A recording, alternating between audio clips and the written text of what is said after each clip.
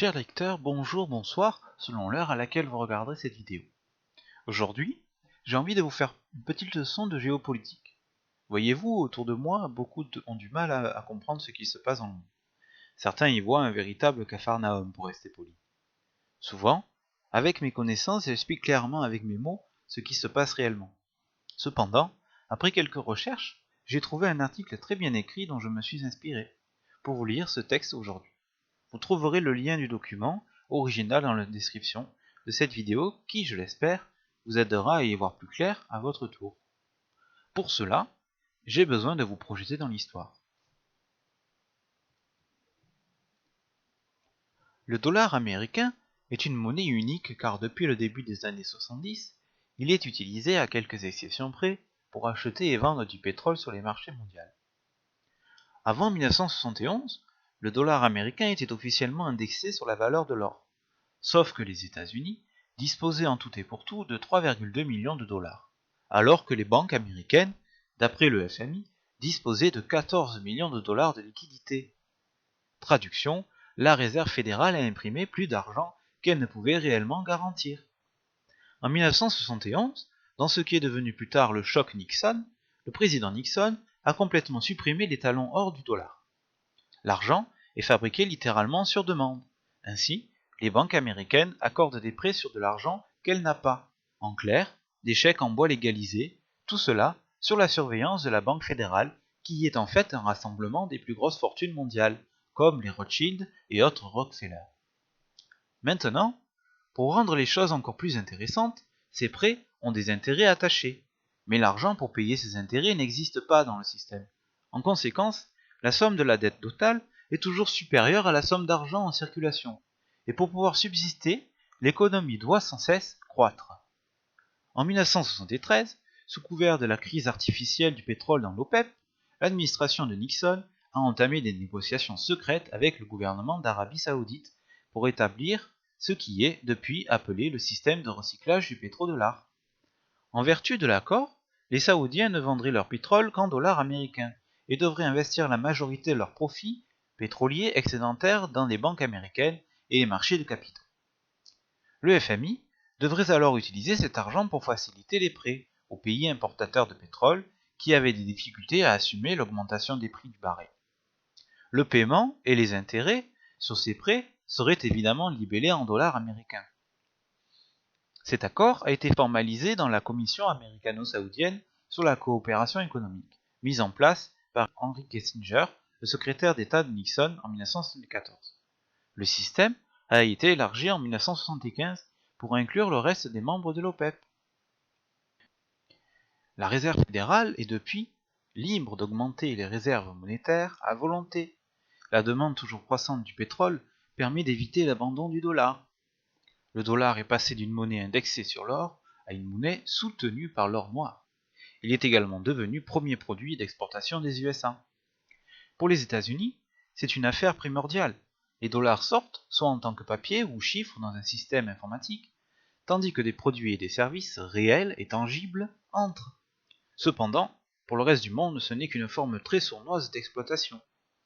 Ce système des pétrodollars est resté incontesté jusqu'en septembre 2000, lorsque Saddam Hussein a annoncé sa décision de vendre du pétrole irakien en euros plutôt qu'en dollars. C'était une attaque directe contre le dollar, et certainement l'événement géopolitique le plus important de l'année. Mais seulement un article dans les médias occidentaux anglophones l'a mentionné. Le même mois où Saddam annonçait qu'il s'éloignait du dollar, une organisation appelée le Projet pour un nouveau siècle américain, dont il s'avère que Dick Cheney est membre, a publié un document intitulé Reconstruire la stratégie, les forces et ressources de défense américaines pour un nouveau siècle. Ce document a appelé à une augmentation massive des dépenses militaires américaines et une politique étrangère plus agressive afin d'étendre la domination des États-Unis dans le monde entier. Cependant, le document a déploré que la réalisation de ces objectifs risque de prendre de nombreuses années, en l'absence d'un événement catastrophique catalyseur, comme un nouveau Pearl Harbor. Un an plus tard, il avait ce qu'il souhaitait. Profitant de la réaction émotionnelle du 11 septembre, l'administration Bush fut capable d'envahir l'Afghanistan et l'Irak, ainsi que de voter le Patriot Act sans réelle résistance. Il n'y avait aucune arme de destruction massive en Irak, Et ce n'était en aucun cas une question de mauvais renseignements. C'était purement et simplement un mensonge prémédité, et la décision d'invasion a été prise en parfaite connaissance des désastres qui en découleraient. Ils savaient exactement ce qu'il allait se passer, mais en 2003, ils l'ont quand même fait. Une fois les champs de pétrole irakiens sous le contrôle des États-Unis, les ventes de pétrole en euros ont été immédiatement interrompues. Mission accomplie. Peu de temps après l'invasion de l'Irak, l'administration Bush a tenté d'étendre ces guerres à l'Iran. Le gouvernement iranien aurait soi-disant travaillé à la construction d'une arme nucléaire. Après le fiasco irakien, la crédibilité de Washington a été gravement endommagée, et par conséquent, ils n'ont pas réussi à mobiliser le soutien international ou national pour une intervention. Leurs efforts, en outre, ont été sabotés par des éléments au sein de la CIA et du Mossad qui ont publiquement affirmé que l'Iran n'avait pas encore pris la décision de développer des armes nucléaires, encore moins commencé à le faire. Toutefois, la campagne de diabolisation contre l'Iran a continué, même sous l'administration Obama. Pourquoi ? Eh bien, pourrait-il y avoir quelque chose à voir avec le fait que, depuis 2004, l'Iran a entamé l'organisation d'une bourse pétrolière indépendante. Ils construisaient leur propre marché du pétrole, et ils n'allaient pas être liés au dollar. Les premières livraisons de pétrole ont été vendues sur ce marché en juillet 2011. Incapables d'obtenir la guerre qu'ils voulaient, les États-Unis ont utilisé l'ONU pour imposer des sanctions contre l'Iran. L'objectif des sanctions était de renverser le régime iranien. Bien qu'elles aient infligé des dégâts sur l'économie iranienne, les mesures n'ont pas réussi à déstabiliser le pays. Cela était dû en grande partie à l'aide de la Russie à contourner les restrictions bancaires états-uniennes. En février 2009, Mouammar Kadhafi a été nommé président de l'Union africaine. Il a immédiatement proposé la formation d'un État unifié avec une monnaie unique. C'était la nature de cette monnaie proposée qui l'a tué. En mars 2009, l'Union africaine a publié un document intitulé « Vers une monnaie unique africaine ». En 2011, la CIA s'est installée en Libye et a commencé à soutenir des groupes militants dans leur campagne pour renverser Kadhafi, alors que les États-Unis et l'OTAN imposaient et élargissaient une résolution de zone d'exclusion aérienne, onusienne, pour faire pencher la balance avec des frappes aériennes. La présence extrémiste d'Al-Qaïda parmi ses combattants rebelles a été discrètement étouffée. La Libye, comme l'Iran et l'Irak, avaient commis le crime impardonnable de remettre en cause le dollar américain. L'intervention de l'OTAN en Libye a continué dans une guerre secrète contre la Syrie. Les arsenaux du gouvernement libyen ont été pillés et les armes ont été expédiées via la Turquie aux groupes rebelles syriens, travaillant pour renverser Assad. Il était déjà clair à ce stade que beaucoup de ces combattants avaient des liens avec des organisations terroristes. Cependant, l'appareil de sécurité nationale des États-Unis considère qu'il s'agit d'un mal nécessaire. En fait, le Conseil sur les relations étrangères, CFR, a publié un article en 2012 déclarant que l'afflux de djihadistes apporte la discipline, la ferveur religieuse, l'expérience de combat d'Irak, le financement de sympathisants sunnites dans le Golfe et surtout des conséquences mortelles. Bref, l'armée libre syrienne, ALS, a besoin d'Al-Qaïda en ce moment. Soyons clairs, ici, les États-Unis ont mis le IIL, ISIS, Daesh au pouvoir. C'est pas fini. En 2013, ces mêmes rebelles syriens en cheville avec Al-Qaïda ont lancé 2 attaques au Gaza. Il s'agissait d'une tentative pour faire accuser Assad et mobiliser le soutien international pour une intervention militaire. Heureusement, et malheureusement pour les États-Unis, ils ont été exposés par les enquêteurs de l'ONU et des Russes. Ainsi, l'appel à des frappes aériennes est tombé complètement à l'eau, quand la Russie est intervenue pour négocier une solution diplomatique. La campagne pour le changement de régime en Syrie, comme en Libye, a été présentée en termes de droits de l'homme. Évidemment, ce n'est pas le véritable motif. En 2009, le Qatar a mis sur la table une proposition visant à lancer un pipeline de gaz naturel à travers la Syrie et la Turquie à destination de l'Europe. Assad a toutefois rejeté cette offre, et en 2011, il a arrangé un pacte avec l'Irak et l'Iran pour faire un pipeline vers l'Est, mettant ainsi le Qatar et l'Arabie Saoudite complètement sur la touche. Il n'est pas surprenant que le Qatar, l'Arabie Saoudite et la Turquie aient été les puissances régionales les plus insistantes en faveur d'un renversement du gouvernement syrien. Mais pourquoi cette histoire de pipeline a mis la Syrie dans la ligne de mire de Washington? 3 raisons. Premièrement, cette disposition de pipeline aurait significativement renforcé la position de l'Iran, leur permettant d'exporter vers les marchés européens sans avoir à passer par l'un des alliés de Washington. Cela réduit évidemment l'effet de levier du gouvernement américain. Deuxième réponse, la Syrie est le plus proche allié de l'Iran. Son effondrement affaiblirait intrinsèquement l'Iran. Troisième réponse, Syrie et l'Iran ont signé un accord de défense mutuelle, et une intervention américaine en Syrie pourrait ouvrir la porte à un conflit ouvert avec l'Iran. En février 2014, ce jeu d'échecs mondial s'est emballé sur un nouveau territoire, l'Ukraine. La véritable cible était cependant la Russie. Voyez-vous, la Russie se trouve être la deuxième plus grande exportateur de pétrole au monde, et non seulement ils ont été une épine diplomatique dans les pieds de Washington, mais ils ont également ouvert une bourse de l'énergie en 2008, avec des ventes libellées en roubles et en or. Ce projet était en préparation depuis 2006. Ils ont également travaillé avec la Chine et retiré le dollar dans l'ensemble de leur commerce bilatéral. La Russie a également travaillé à l'organisation d'une union économique eurasienne, qui comprend l'intention d'adopter une unité monétaire commune et qui devrait avoir son propre marché énergétique indépendant. Ce qui nous mène à la crise en Ukraine. Celle-ci s'est vue offrir un choix, rejoindre l'Union européenne ou adhérer à l'Union eurasienne. L'Europe a insisté sur le fait qu'il s'agissait d'une offre exclusive. L'Ukraine ne pouvait pas joindre les deux. La Russie, pour sa part, affirmait que l'adhésion aux deux ne posait pas de problème. Le président Yanukovych a décidé d'écouter la Russie. En réponse, le dispositif de sécurité nationale des États-Unis a fait ce qu'il fait de mieux. Ils ont renversé Yanukovych et installé un gouvernement fantoche. Bien que tout cela semble se passer au mieux dans un premier temps, les États-Unis ont rapidement perdu le contrôle de la situation. La Crimée a organisé un référendum et le peuple a voté massivement pour la sécession de l'Ukraine et la réunification avec la Russie. Personne n'a été tué.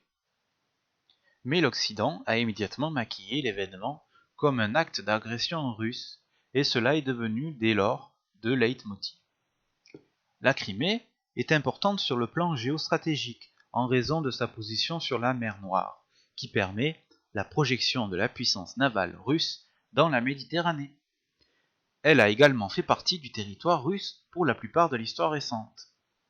Les États-Unis pressent pour l'inclusion de l'Ukraine dans l'OTAN depuis des années. Une telle démarche placerait les forces américaines à la frontière de la Russie et aurait pu potentiellement aboutir à la perte de bases navales russes en Crimée. C'est pourquoi la Russie a immédiatement accepté les résultats du référendum de Crimée et rapidement renforcé le territoire.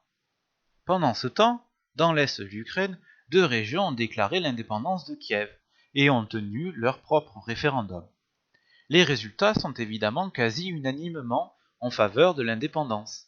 Kiev a répondu à cela avec ce qu'ils appellent des opérations antiterroristes. En pratique, cela a été une campagne massive et aveugle des bombardements qui ont tué des milliers de civils. Apparemment, tuer des civils n'est pas considéré comme une agression pour l'Occident. En fait, le FMI a mis en garde explicitement le gouvernement provisoire que leurs près de 17 milliards de dollars d'aide pourraient être en danger s'ils n'étaient pas en mesure de mettre un terme au soulèvement en Ukraine orientale. Alors que la guerre contre l'Ukraine de l'Est faisait rage, des élections ont eu lieu et Petro Poroshenko a été élu président. Il s'avère que Poroshenko a été exposé par un câble diplomatique divulgué et publié par Wikileaks en 2008, après avoir travaillé comme informateur pour le département d'État des États-Unis depuis 2006. Ils se sont référés à lui comme notre top ukrainienne et la plupart des câbles visés faisaient état de l'information qu'il fournissait. Un câble distinct a montré que les États-Unis savaient Poroshenko corrompu même à ce moment-là. Avoir une marionnette en place ne s'est cependant pas avéré être suffisant pour donner à Washington la plus haute main dans cette crise. Qu'est-ce que Washington fait quand elle n'a pas d'autre moyen de pression. Il impose des sanctions, il diabolise et il montre les dents, ou utilise une opération sous fausse bannière. Ce n'est pas une très bonne stratégie pour traiter avec la Russie. En fait, elle a déjà fait contre-feu. Les sanctions ont simplement poussé la Russie et la Chine dans une coopération plus étroite et accéléré le programme de dédollarisation de la Russie. Et en dépit de la rhétorique, cela n'a pas conduit à l'isolation de la Russie. Les États-Unis et l'OTAN ont mis un fossé entre eux et la Russie, mais pas entre la Russie et le reste du monde. Cherchez BRICS si vous n'êtes pas sûr à ce sujet. Ce nouvel axe anti-dollar va plus loin que l'économie. Ces pays comprennent ce qui est en jeu ici.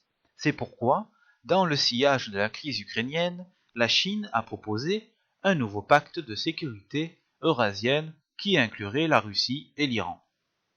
Examinez les implications ici, tandis que l'administration Obama commence les bombardements en Syrie, qui a également un accord de défense mutuelle avec l'Iran. Mais voilà que le 30 septembre 2015, un pas de plus a été franchi. Un virage auquel les États-Unis ont largement contribué. Alors que la coalition internationale menée par les USA a bombardé timidement, faut bien le reconnaître, les positions de l'État islamiste en Syrie, Moscou est entré en phase active. Effectivement, étant donné que la situation n'a fait que s'empirer et que l'État islamiste n'a fait que se renforcer, la Russie, avec la demande de Bachar el-Assad et l'autorisation de son gouvernement, a commencé les bombardements qui visaient le IL, mais aussi les positions du Front al-Nosra, branche d'Al-Qaïda soutenue par les Américains et l'Arabie saoudite. Ainsi, Moscou a ouvert la voie, laissant les armées syriennes, mais également iraniennes déjà en place sur le territoire, effectuer de multitudes d'attaques coordonnées. Étant donné que la situation échappe une fois de plus à l'emprise américaine, ces derniers nous ont informé que les USA ont l'intention d'envoyer un contingent de forces spéciales sur le territoire syrien, afin d'assister activement l'opposition modérée. Dans quel but? Celui-ci reste encore très flou. Mais ce n'est pas le seul front, un autre vient de s'ouvrir. En même temps, les États-Unis ont envoyé récemment un destroyer en moins de 12 miles d'îlots artificiels construits par Pékin, sur des récifs de l'archipel de Spratly, en mer de Chine méridionale. Cette zone est également revendiquée par les pays voisins, dont les Philippines, alliés de Washington, le Vietnam, la Malaisie et Brunei, mais Pékin revendique sa souveraineté sur la quasi-totalité de la mer de Chine. Les autorités chinoises ont convoqué pour le sermonner l'ambassadeur des États-Unis. Le gouvernement chinois défendra résolument sa souveraineté territoriale et ses intérêts maritimes, et la Chine fera tout ce qu'il est nécessaire pour s'opposer à des provocations délibérées de la part de tout autre pays. Le Global Times, proche du Parti communiste chinois, connu pour son ton nationaliste, a lui aussi haussé le ton. Dans une éditoriale, face aux harcèlements des États-Unis, Pékin devrait traiter avec Washington, avec tact, mais aussi se préparer au pire. La Maison-Blanche doit savoir que la Chine, même si elle ne le souhaite pas, n'a pas peur de faire la guerre aux États-Unis dans la région, qu'elle est déterminée à protéger ses intérêts et la dignité nationale. Mais le journal a dans le même temps dédramatisé. Si nous nous montrons humiliés et protestons avec colère, alors les États-Unis auront atteint leur objectif, qui est de nous contrarier, a averti le journal. Ce navire américain qui vient fanfaronner, considérons-le pour ce qu'il est, un tigre de papier, a-t-il ironisé. Ceci est d'autant plus troublant du fait qu'il intervient quelques semaines après la dévaluation du yen chinois afin de favoriser les exportations en dépit de l'économie américaine. Et non, mes amis, ce n'est pas la guerre froide 2 se profile à l'horizon, mais bel et bien la Troisième Guerre mondiale. Les masses peuvent ne pas encore voir l'ensemble du tableau, mais l'histoire s'en souviendra de cette façon. Les alliances se solidifient déjà, et une guerre chaude est en cours sur plusieurs fronts. Nous l'avons vu avec la Chine, avec l'Ukraine, avec la Syrie, mais il ne faut pas oublier que la Corée du Nord ne pense qu'à une chose, c'est envahir la Corée du Sud afin de réunir son pays. Si les provocations et les guerres par procuration continuent, ce n'est qu'une question de temps avant que les grandes puissances s'affrontent, directement. Et ça, c'est une recette pour un désastre. Est-ce que tout cela vous semble fou? Eh bien, vous avez raison. Les gens qui dirigent le monde en ce moment sont fous, et le public somnambule marche vers une tragédie. Si vous voulez modifier le cours des affaires courantes, il n'y a qu'une seule façon de le faire. Vous devez réveiller ce public. Même les armes les plus puissantes sont neutralisées si vous atteignez l'esprit de l'homme derrière la gâchette. Comment pouvons-nous réveiller les masses, me demanderez-vous? N'attendez pas que quelqu'un le fasse pour vous, ni qu'elle réponde à votre place. Faites preuve de créativité. Agissez comme si le futur de vos enfants et petits-enfants en dépendait, car c'est exactement le cas. Enfin, je conclurai par un remerciement. Oui, je vous remercie, vous, chers auditeurs, qui m'écoutez et qui regardez mes vidéos. Alors aujourd'hui, comme vous l'avez pu le constater, j'ai fait une vidéo avec ma voix personnelle. C'est très rare, mais je pense que c'est pour être clair et dynamique, j'avais besoin de le faire. J'espère que cette vidéo vous aura plu et qu'elle vous aura éclairci d'une manière ou d'une autre. En attendant, je vous souhaite une bonne nuit, une bonne journée, et à très bientôt. Merci les amis. Amicalement, Damon Anonymous. Nous sommes Anonymous. Nous sommes Légion. Nous n'oublions pas.